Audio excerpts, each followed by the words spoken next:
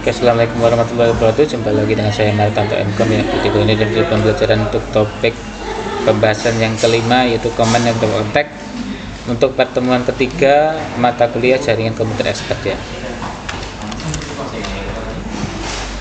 Oke, network attack di sini jika si software yang berbahaya tadi sudah dikirim dan sudah terinstall, kemudian biasanya dia melakukan atau mengeluarkan ya serangan ya. Nah, untuk mencegah serangan itu biasanya harus paham dulu tipe-tipe serangan.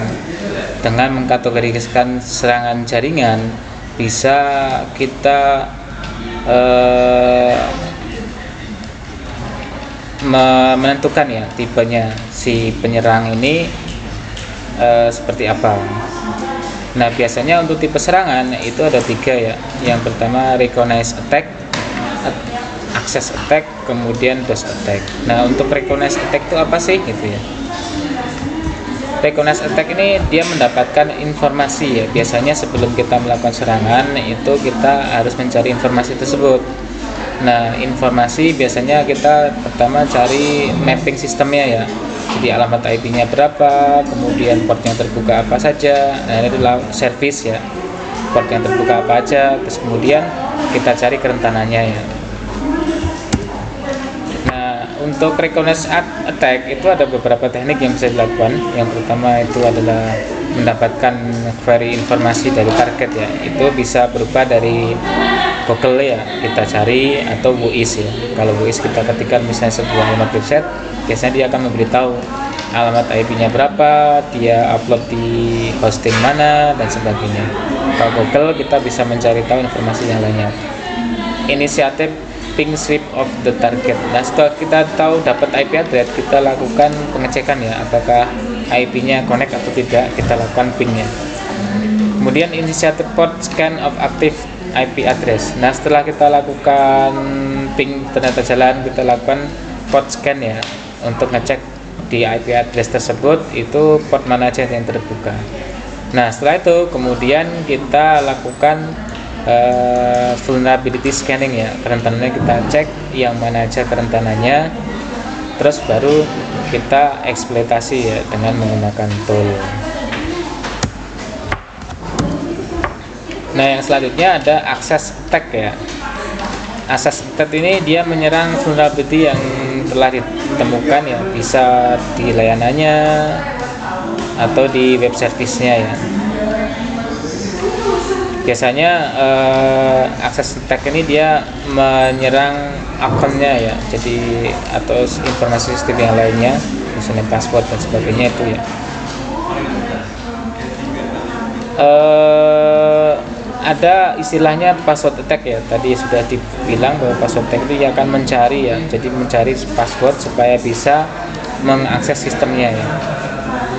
Terus kemudian kita lakukan spoofing attack, jadi untuk melihat aktivitas dari kegiatan jaringan tersebut, kita melakukan itu ya.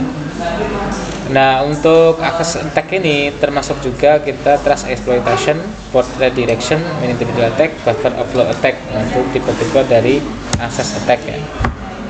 Selanjutnya untuk network attack itu cara yang lainnya ada social engineering attack ya. Jadi social engineering itu dia memanipulasi seseorang individu ya.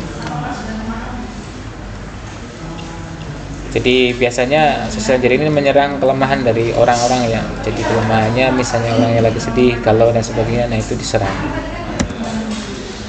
Nah,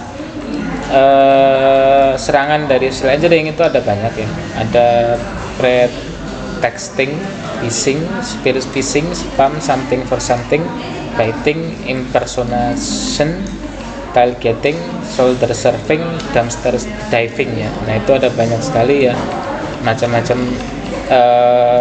social engineering. Yang pertama pretexting, dia